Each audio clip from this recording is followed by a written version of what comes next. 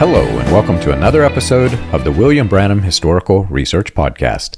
I'm your host, John Collins, the author and founder of William Branham Historical Research at william-branham.org, and with me I have my co-host and friend, Jed Hartley, son of a prophet and former member of the International House of Prayer. Jed, it's good to be back and to talk about the dumpster fires that are spreading through Christianity and politics and the world we live in today. And we just had this conversation before we started recording, but I'll repeat to the listeners. I have no interest whatsoever in politics, and I kind of avoid it, but for the sake of this episode, it's unavoidable. What we're talking about, it is politics, and it's merged with Christianity because of the New Apostolic Reformation.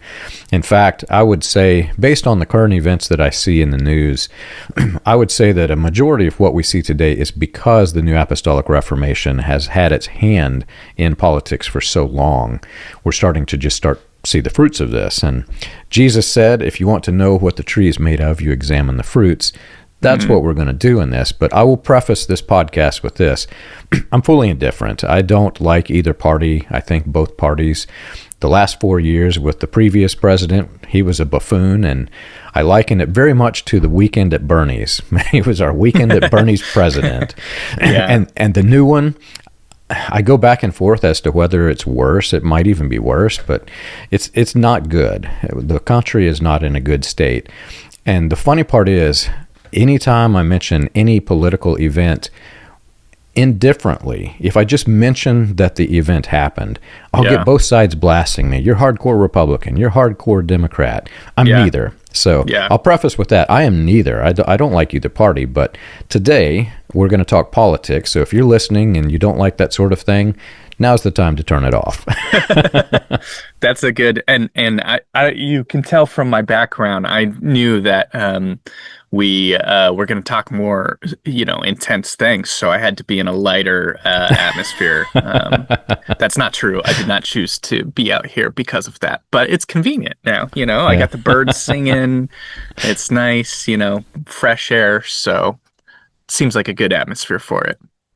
Well, I'm in my happy place with all my guitars. Actually, I don't know if you saw it. Somebody commented and said, you must be making a lot of money from these podcasts. Look at all those guitars. I've had these things. I started collecting guitars at, age 14.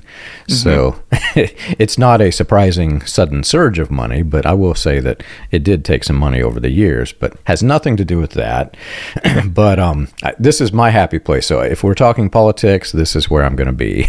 Perfect. Well, and if we're also talking money, I think I think I've mentioned this several times before, but I like to always reiterate, because this is an accusation I'm sure you get and I get, where it's like, oh, you're talking bad about these people and making money online by bringing up all these bad stuff about these different people.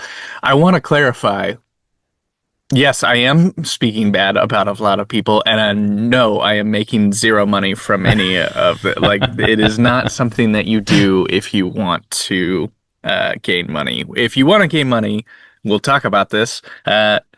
You could deceive a lot of people and open shell ministries and host events that you get donations for and then push it to yourself. There's other ways to make money, and we'll be talking about that today. But having a podcast where you go against the community that you were raised in, not as lucrative as people would think.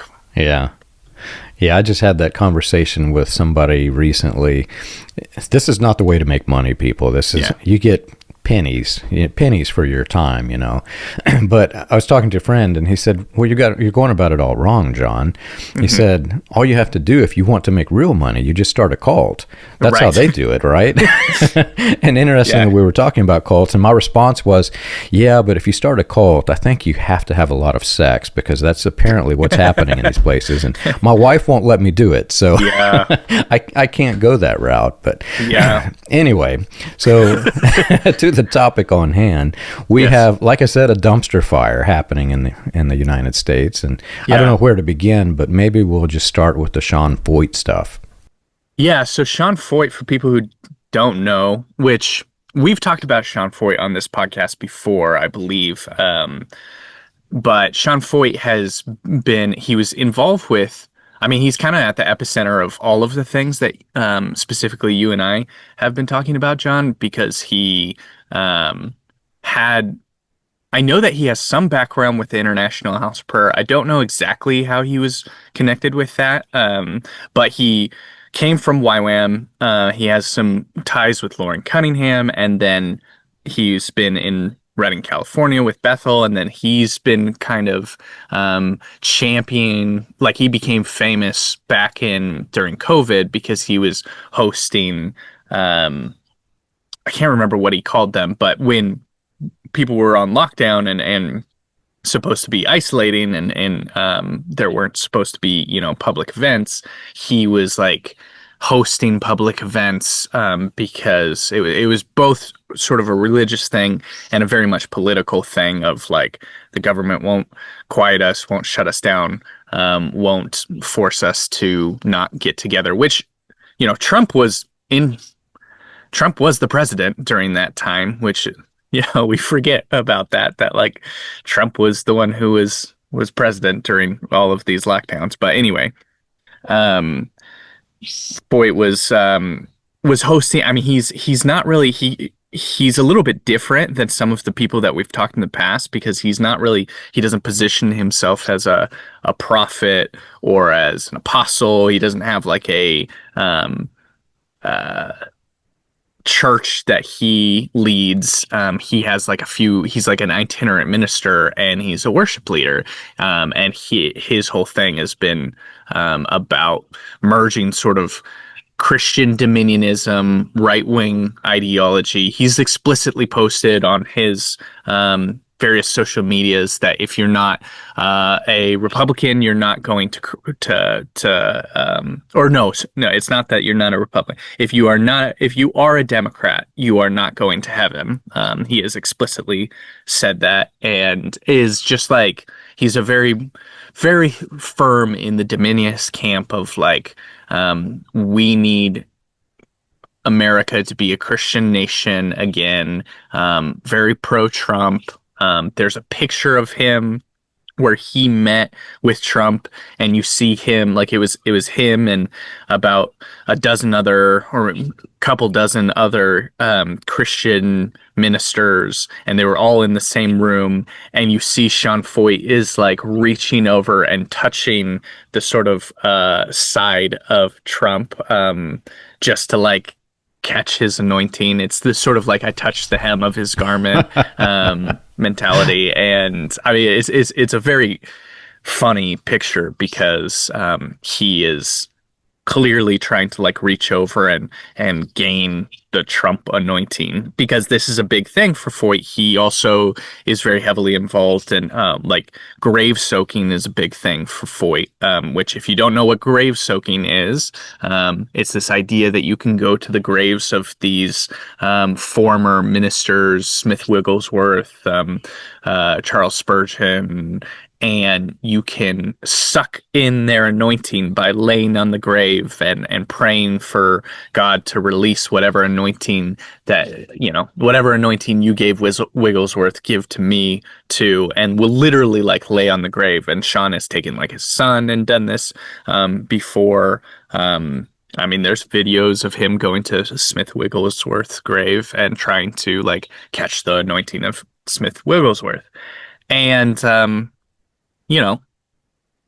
perhaps unsurprising to some people who know Sean, recently there was just a report that was released that was compiled by a lot of individuals who had formerly worked with him that basically just raised the alarm, brought a lot of accusations against Feucht for various forms of fraud, tax evasion, and just like being cruel to his staff and being unkind to his staff.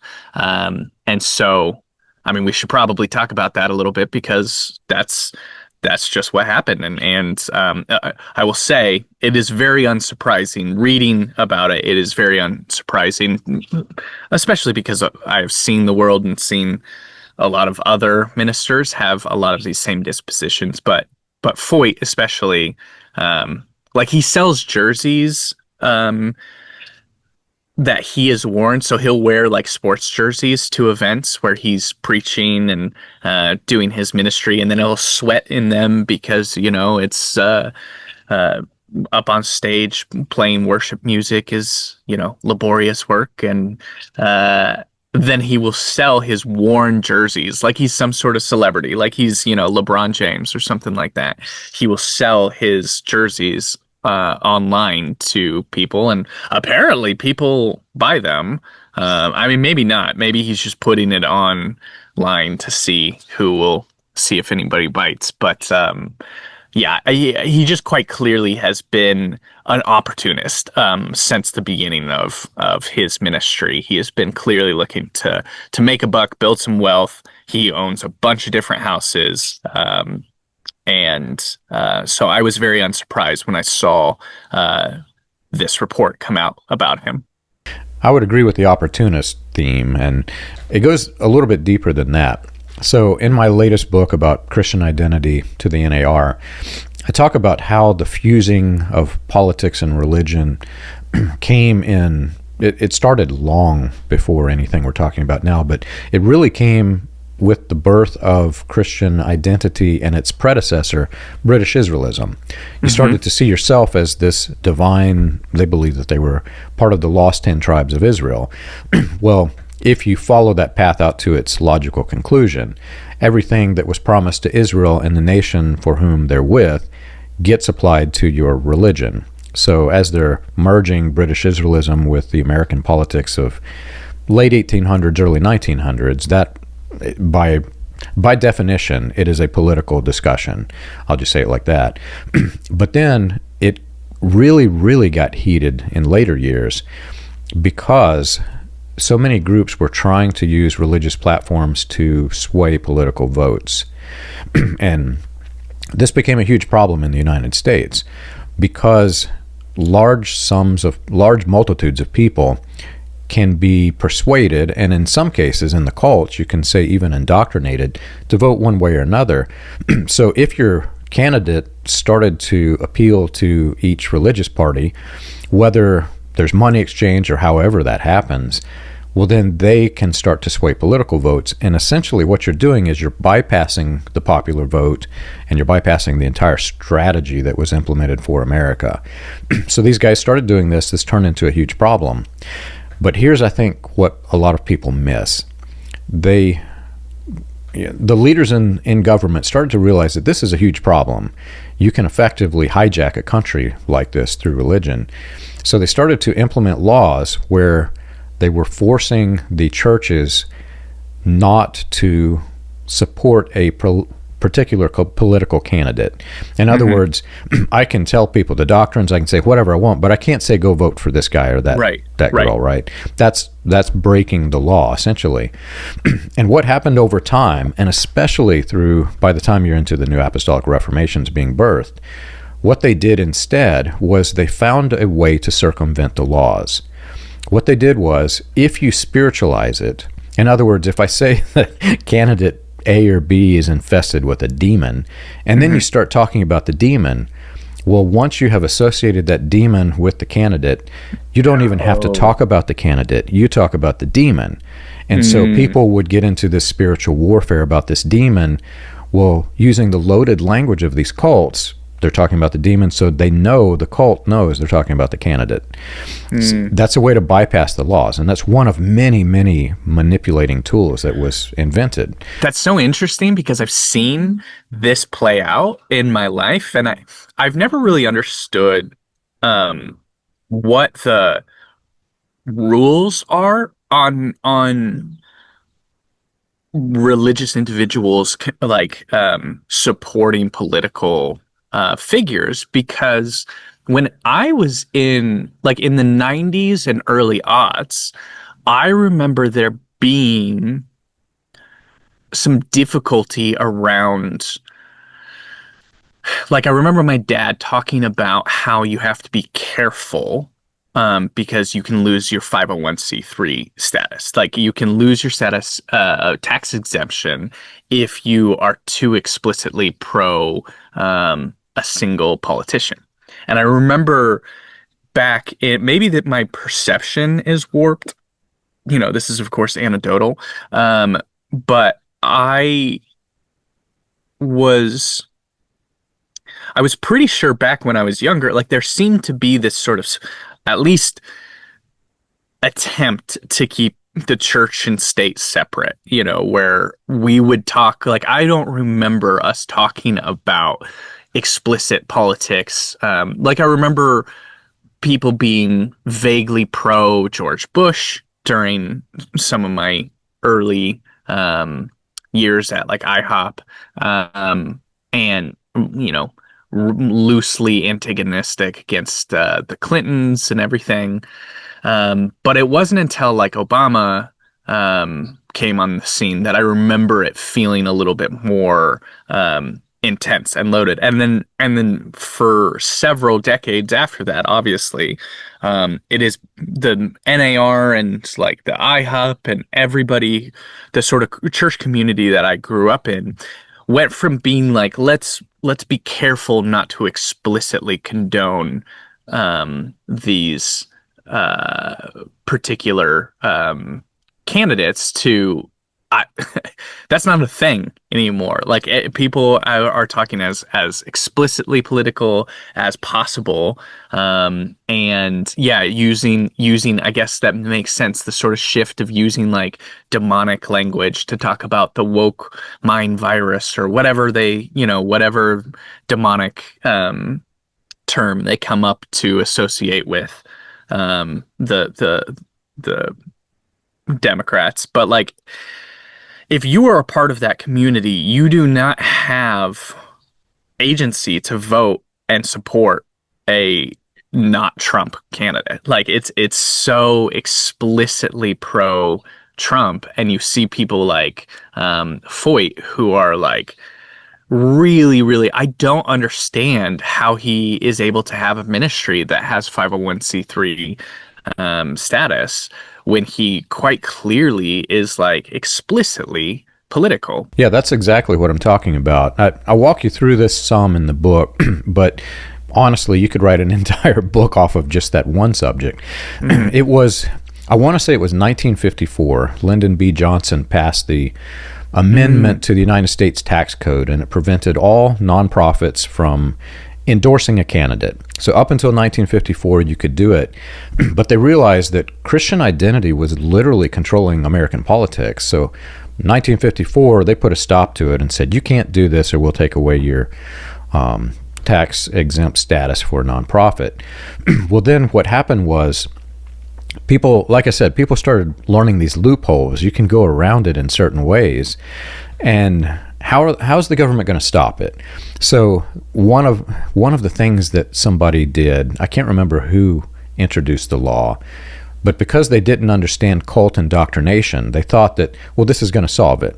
So we already have a law, you can't endorse a candidate. Well, it was, I don't know what time frame you're talking about, but I think it was 1987.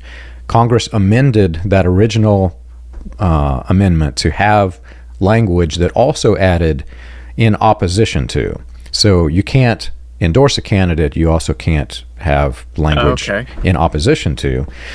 Interestingly, and this is a fact, people, it's not that I'm endorsing the candidate, the president that I'm about to talk about, but it is noteworthy that whenever, I think it was his 2016 campaign election, Trump started calling for the repealing of this amendment that prevented the merging of church and state.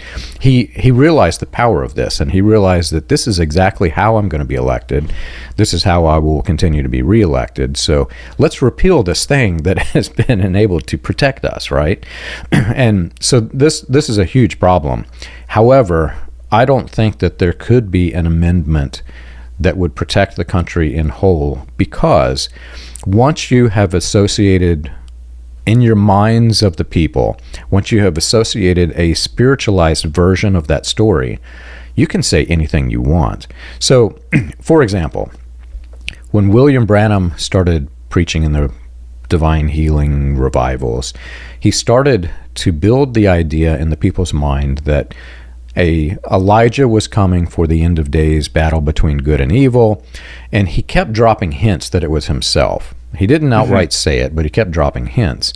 Well, what do people do when they're indoctrinated? They pick up on the hints. So they started linking him to his Elijah statements.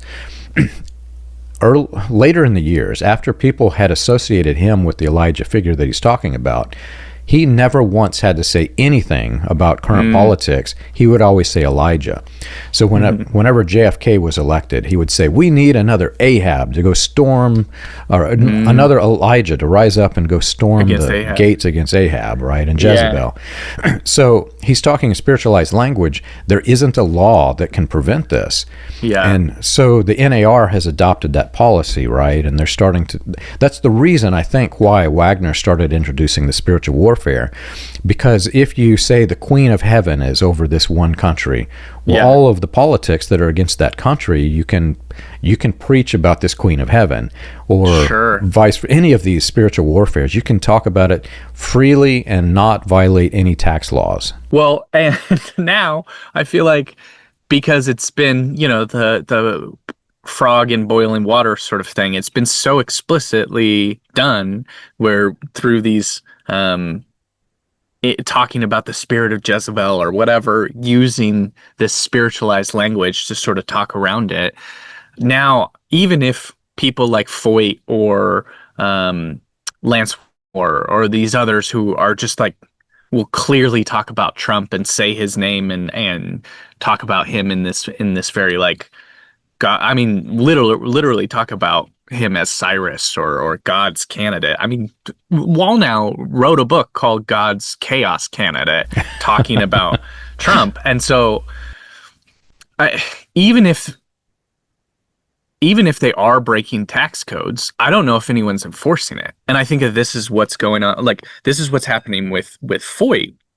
Not just the, like, he's obviously very explicitly political and is not doing as much as he pretends to be like a religious figure. Like, he is 100% a political figure who's holding like political rallies and using sort of spirituality, merging those sort of two things as if they are one and the same. All of these detailed allegations, which I encourage people to look it up and read about this and not just take my word for it. There's a website, truthandfreedomstories.com, I think is what it, let me look. Yeah, truthandfreedomstories.com, where it's his former people who have worked with him, and they're using their names. This is not just some like anonymous group. Have talked about how he was doing a lot of like credit card fraud where and I saw this happen all the time with my dad and other ministers where, you would pay for personal expenses. We would go on trips. We would do, go to dinners and do all of these things. And as long as it would just always put it on the ministry card and pay for ministry expenses, and like donations that were being given to the ministry were like used to buy homes. And my dad did this all the time. He has a group of properties that he bought, and he calls them yellow houses. They're just Airbnbs that he uses, but he like states that it's a part of his mission because he's like prayed over these houses and he's using these houses to bring peace to people. Well, he's still just charging individuals like it's just a regular Airbnb, and it's not to like religious individuals. He doesn't like allow religious individuals to come use the house for free or anything like that. It's just like it's an explicitly like, this is a business. You own a bunch of properties and then you rent them out or you use them as Airbnbs, but you use spiritual language around it. And so they all become tax write-offs, or they're bought by the ministry and not by the for-profit organization that he owns. And this is very similar to what Feucht is being accused of doing, and he isn't properly putting on his taxes like the money that he is giving to himself. And I mean, there's a whole detailed list of things that he's accused of, which if you look at them, sometimes it feels, and like when I was growing up, these sort of tax evasion strategies, it felt very pedantic to enforce these. Like it felt very like, oh, ticky-tacky, like who cares if I bought this dinner with this credit card or that. But like in total, if you live your entire life like that, you can accrue a great deal of wealth and avoid taxes by using these different strategies. Like it's not a little deal. Like it's a very big deal that you can do. And like people like Feucht have, I mean, he's a multimillionaire now because and it came from these different ministry things that he's doing. And so I know someone, I was just talking with someone who used to live, Feucht has like a bunch of properties he owns. His ministry and his like wealth accumulation is like very similar to my dad's, where it's like primarily through properties, but using ministry to sort of like gain influence, gain, that sort of seed capital, and then use the ministry to avoid taxes. Like that's it. It's pretty much the same, or it appears to be the same sort of process. But I was talking with someone who lived in Feucht owns a lot of properties in near Reading and near Pennsylvania, and I had a friend of mine who actually lived in one of his properties, and he was the landlord, and he wouldn't fix the heat in this Pennsylvania house, and it's super cold there during the winter, and for like months that he just wouldn't fix the heat. And these are religious Christian people who are a part of like that. They probably got connected with Feucht and his house because they're, it's all in the sort of same circle and everybody helps everyone.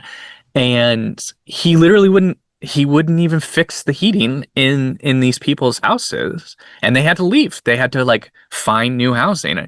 I remember she was talking to me about this, and she was like, I had to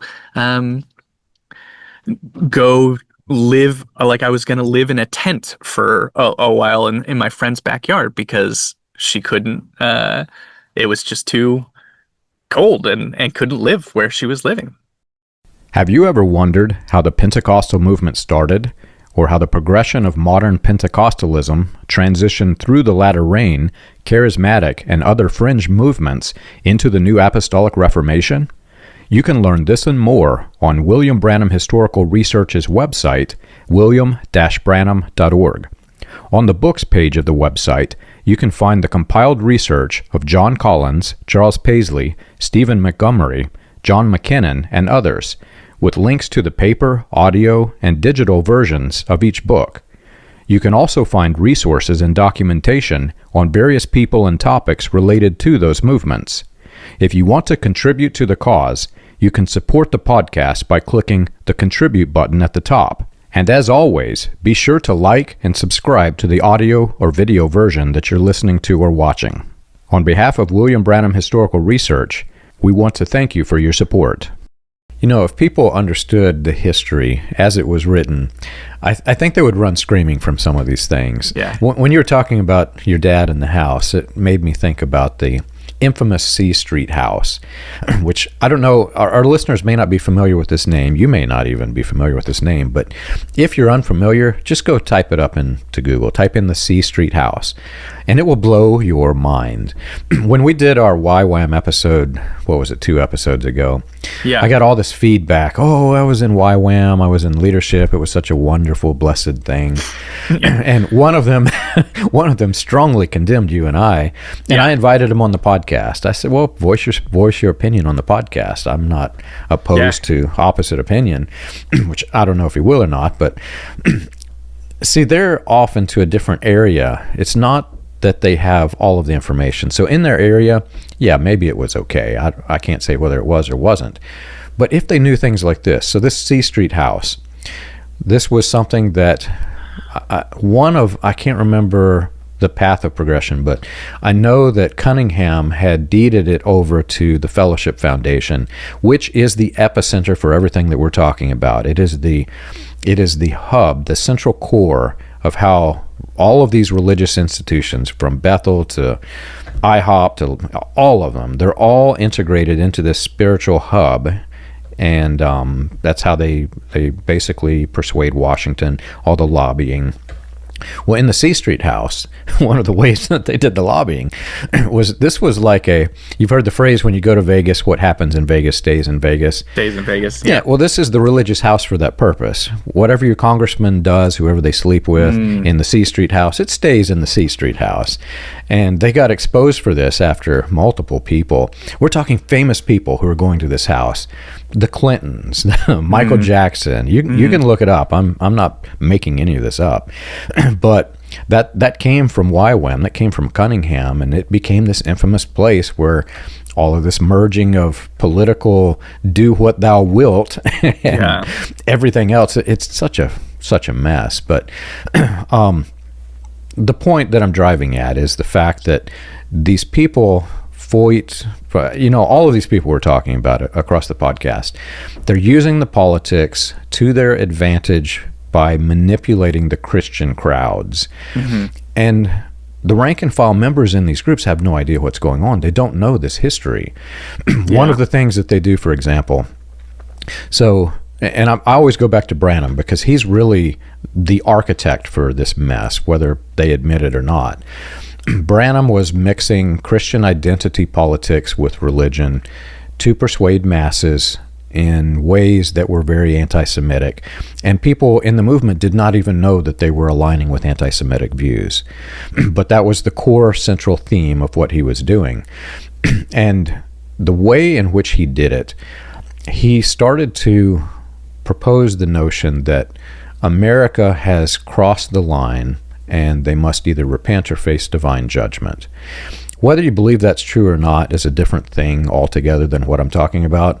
He was using it for political advantage, but using it in religious terms instead, because he would always talk about administrations. Like I said, JFK, he's talking about political aspects of his ministry, and it's the politics that is the reason why they crossed the line rather than the religious aspects.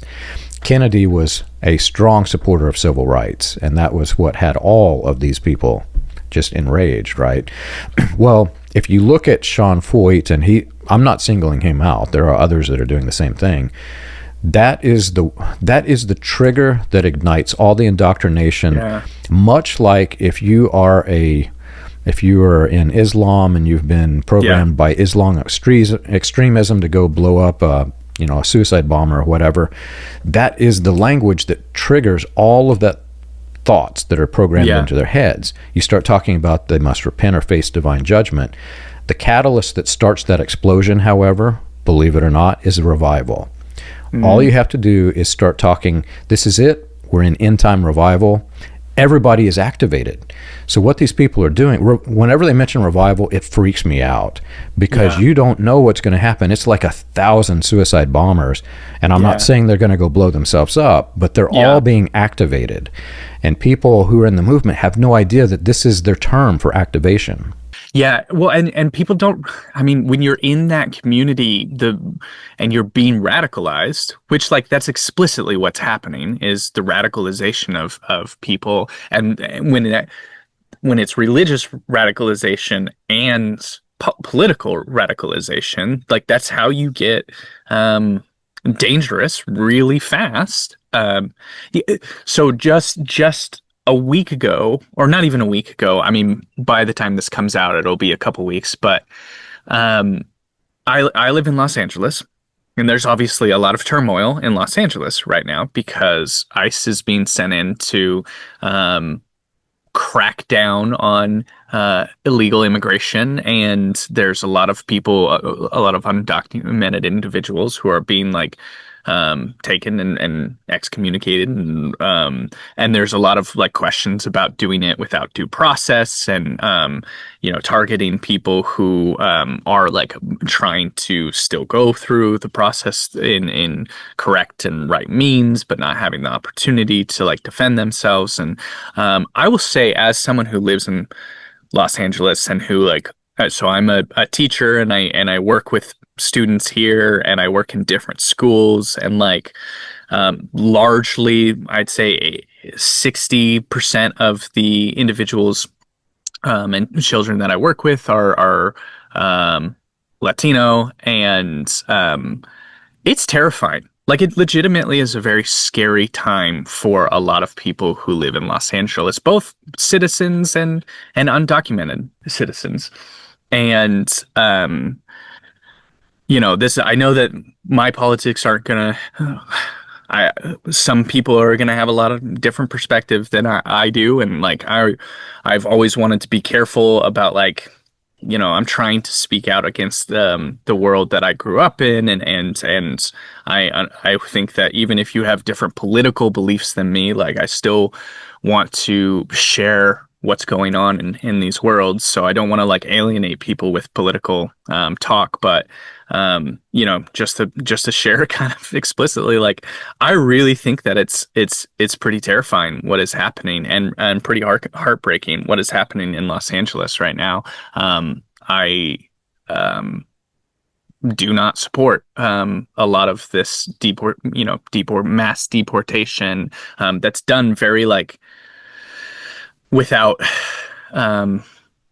understanding or compassion for the people who are living here. Even if you're undocumented, that, it's still a person. But anyway, so there's a lot of resistance, and largely the citizens of Los Angeles are not in agreement with what is going on. And it's so crazy because we are the people who are supposed to be being protected right now by this. The whole idea, that the idea that Trump is selling and that Feucht is selling, is that these illegal immigrants are coming in, they're dangerous to the communities, and they're stealing, American jobs. And who that affects, that doesn't affect, if you're living in Missouri, what is going on in Los Angeles, that is not affecting you. It doesn't matter. You if you're not in here, you may obviously there are issues of undocumented immigration all over the United States, but specifically when we're talking about the issues in Los Angeles,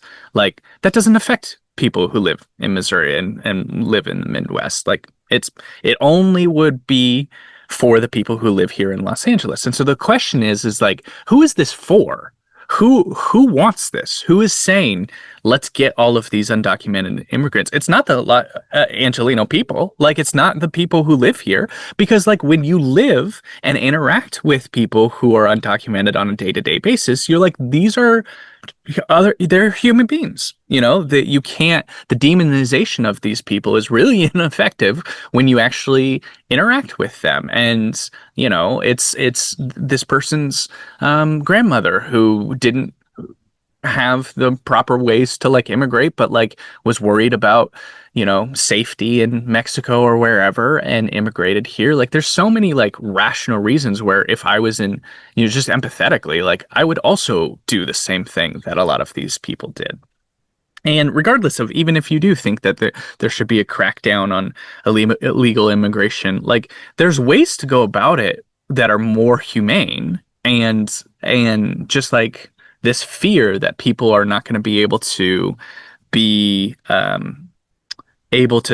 defend themselves or go through proper due process. And this whole idea that if you're not an American citizen, you don't deserve due process, is one of the more inhumane things that I think people just say without thinking about. But anyway, I got on a tangent there, but just as someone who cares about my city and who's seen what's going on, Sean Feucht comes a week ago, and he is holding these revival meetings in Los Angeles. He's not from Los Angeles. He comes and holds a revival meeting in Los Angeles on a rooftop in Los Angeles.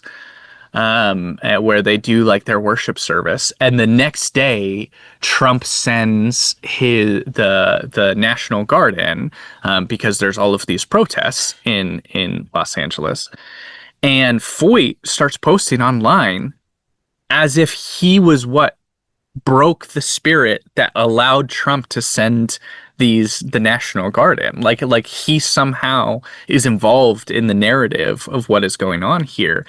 And it's so delusional, first of all. Like, no one, pardon my language, but no one gives a shit what Sean Feucht is doing on the rooftop of some Los Angeles worship, his worship service that had like 300 people or whatever, is not shifting the politics of what's going on in Los Angeles. But that ego to like insert yourself into the middle of like the heart of what is going on in the nation, is, one, just delusional, and two, like, I don't care what your politics are. There's no way to look at the like National Guard coming in and be like, yeah, this is a good Jesus thing. Like, it's a terrible situation regardless of what your politics are. And it's terrifying for the people who live in Los Angeles. Like, it's so frustrating because, I grew up, and I've said this so many different times, but like, I grew up really believing that I was a part of a group and a community that was the salt of the earth, that was the city set apart on a hill, that was going to fight for compassion and love and going to be the examples to the rest of the world of how to truly love people well. And to then see that same community that I grew up in, see the nasty underbelly about like, no, it's about profiting on people's misfortune. And people like Feucht doing this, that you would see this situation that is going on in Los Angeles as like a optic opportunity to like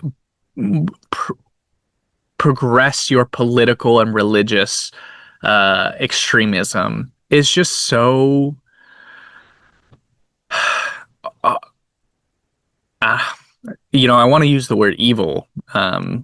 It's just, I want to, I can't think of a better way to describe it, because it's just like, it's cruel too. And anybody who doesn't think that there's cruelty going on here in Los Angeles with the way that people are being deported, just like hasn't seen it, hasn't been here, and if you don't live in Los Angeles, like, I don't care what you think about this city, and so many people just hate Los Angeles because of all of these demonizing language and stuff like that, and wanna find just validation for their contempt of these people. And it's like, if you worked in the schools like I did, and you worked with these people and you saw the humanity in them, I mean, even if you have different politics, like, you cannot dehumanize the people who are suffering here. It's just, you can't do that. And you especially can't do that if you are wanting to progress a Christian message. Like, it is such a mess, man. And again, I always go back and trace it to its roots. During the Latter Rain revivals, Branham was saying essentially, and this was Christian Identity 101, he was saying that the devil had set up camp in Los Angeles. Yeah. Because remember, right then they were attacking the movie industry, because the movie industry were starting to portray people of different races living together in a home.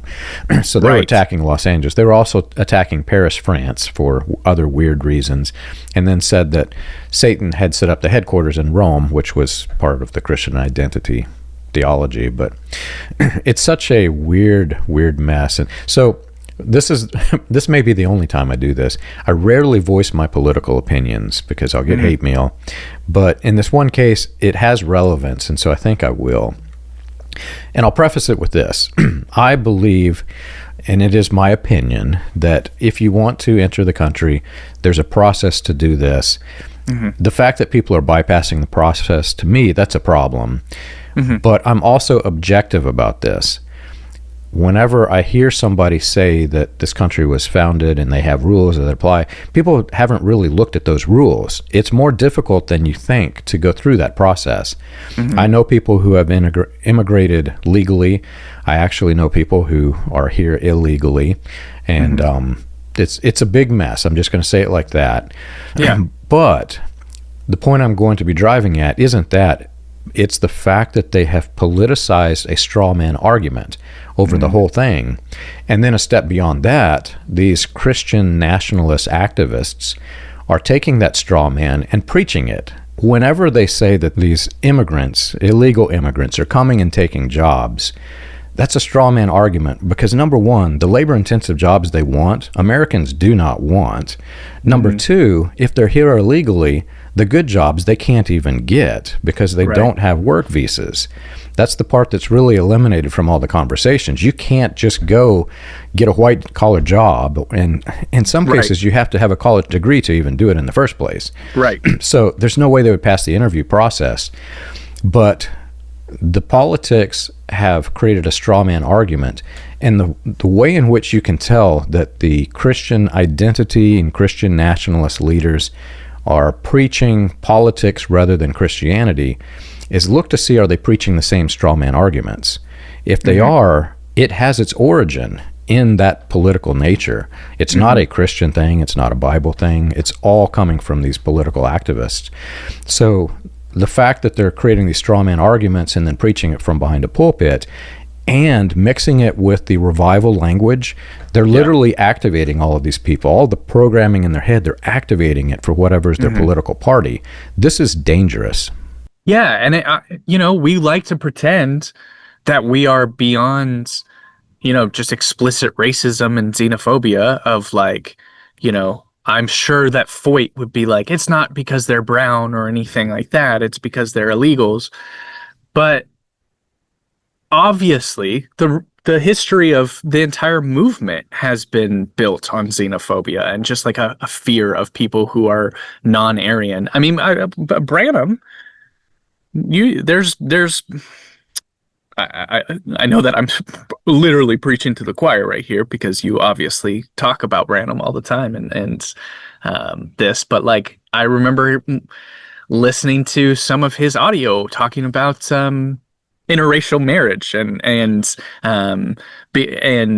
integration, and how he was like, he was using spiritual language to demonize the marrying of different races, and was like, oh, leave it alone, just have these people, what you're doing is despicable, or this sort of just the idea that a white man would marry a black woman was so disgusting and revolting in his world. And like, that's the history. That was not long ago. Like, that's the world that you grew up in, and by extension, the world that I grew up in.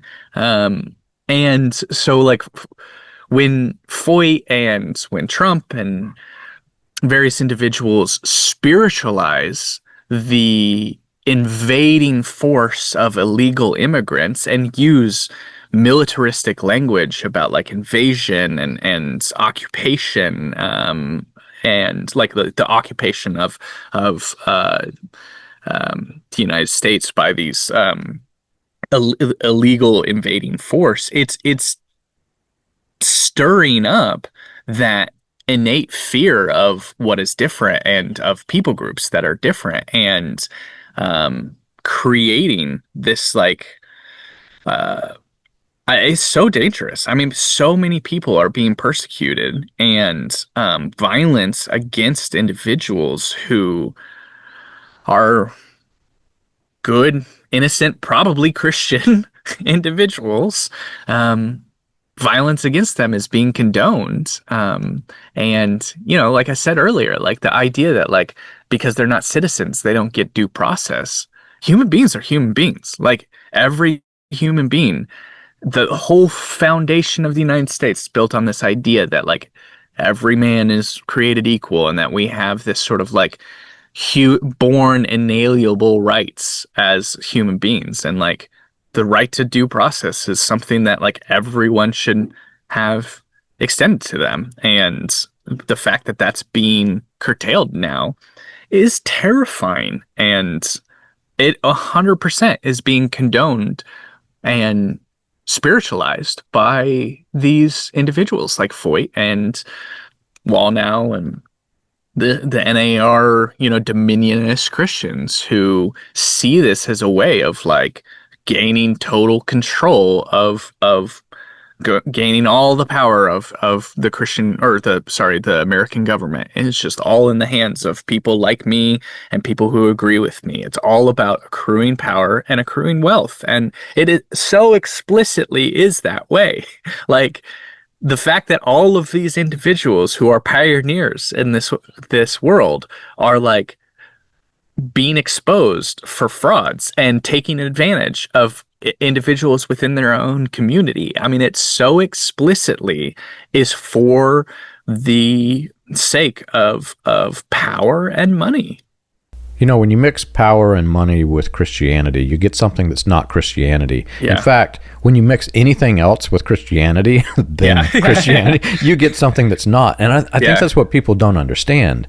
And like I said, if they just knew the history, they would run screaming, because what we're seeing today, as soon as I saw the news that the military is being deployed, all of my research back into William Branham, and not just Branham, but think of this, Christ for the Nations is emerging at the same time. All of the people who are big into Christ for the Nations, they're right there in Dallas. I think even in the same neighborhood as Lee Harvey Oswald. There's some weird mess going on there. And it's the same exact scenario. You're starting to see the military deployed for things that aren't really in military space, and you're starting to see Christian leaders aligned together with politics for things that aren't really Christianity. And I think that's really, for me, that's just the scariest part, because I understand if you have a candidate that has moral values that support your moral themes, you want people to vote for them. Yes, that's what you want.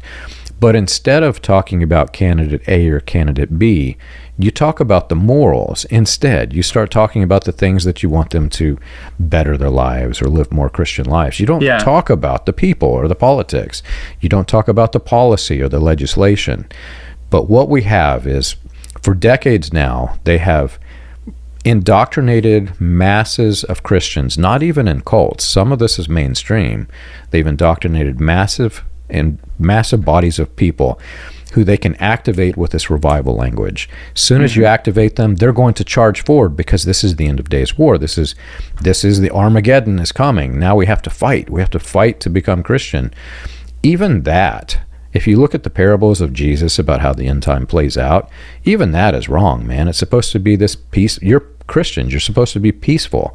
You're supposed to persuade people peacefully, and that's not what they're doing. So in the end, for me, it's just like, I take a step back from all of this and I look at the whole mess, and I realize that the dumpster fire we see today with Christianity isn't because of all of these values entering into Christianity. It's because what we see today as Christianity isn't.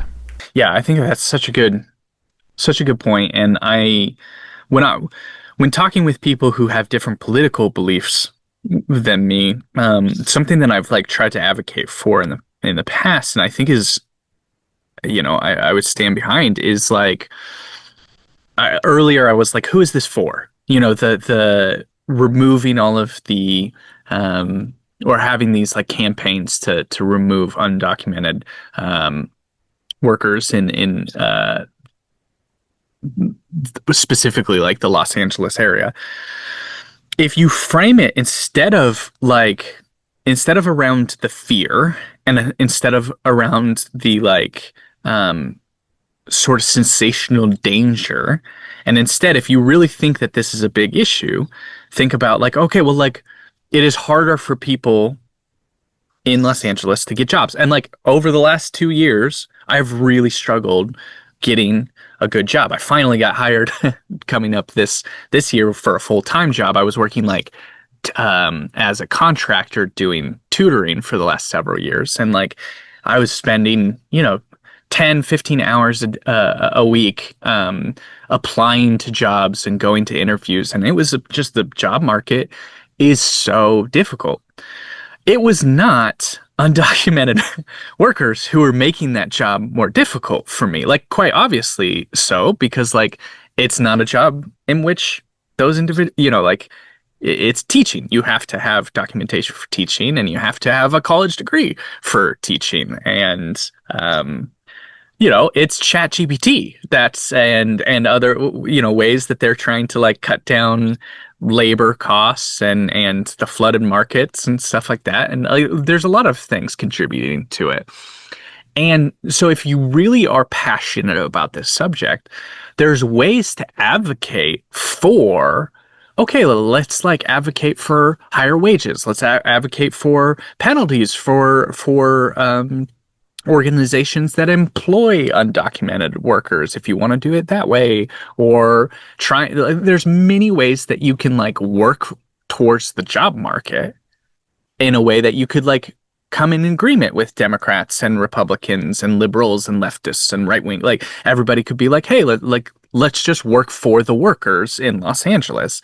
And instead of it being this antagonistic sort of politic, you can be supportive, where you could be like, okay, I want to try to fix this job. Because what happens now is that we have these actions that are being done that are under the premise of helping people like me get jobs. And it's like, this is not going to help me. None of this is going to help me in my pursuit of getting a job, or other Angelinos in their pursuits of getting labor.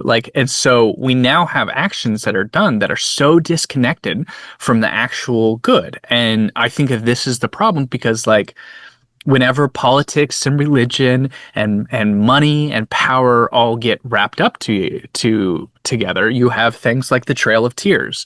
You have things like, displacement of indigenous people and done through the manifest destiny of God. And like, this is the land that God has given us. And like a lot of really inhumane things happen under the auspice of Christian dominionism. And like, it's happened in the past. And why isn't it just happening?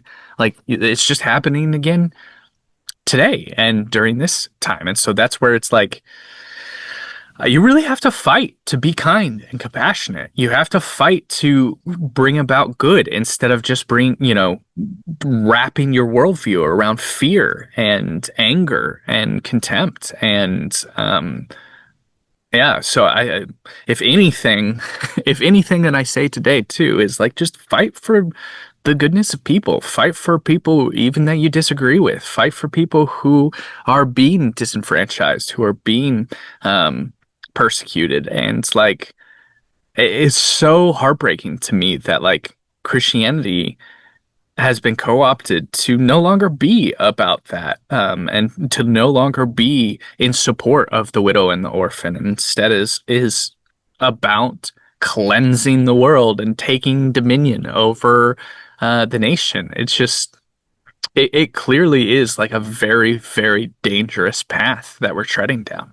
It is dangerous, and like I said, it scares me. And this is a conversation that is one of Bob's themes, so I may pass it to Bob and let him follow up. But the fact that, so in your case, you're attempting to get a job. Thankfully, you finally found one, and you're starting to see firsthand. So you realize that what they're saying is a straw man argument. Right. I'm not of that same mindset as the rest of the people, so I can look at it and critically think about it and recognize that it's a straw man argument.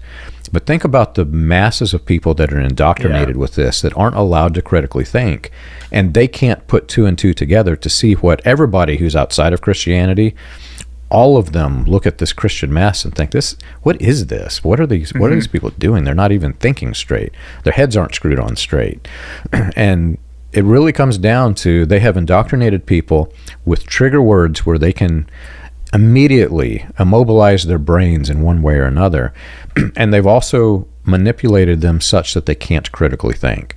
And that is the combination for disaster. So I think, if anything can be said from this podcast that they can pick up, it's just simply critically think about what's going on and try not to get caught into this trap. But that's about as much political talk as I can do, because I hate politics anyway. So thank you for doing this. Yeah, my pleasure. And to all the people who are going to just be so supportive in the comments, I'm sure. No, I appreciate people listening, and I've so appreciated the people who have been supportive of everything that we've been saying in the past. And it's difficult. It's difficult when we deal with topics that have to do with like a range of very like loaded opinions. So hopefully I think a little bit of compassion and empathy undoes a lot of sort of political and religious programming.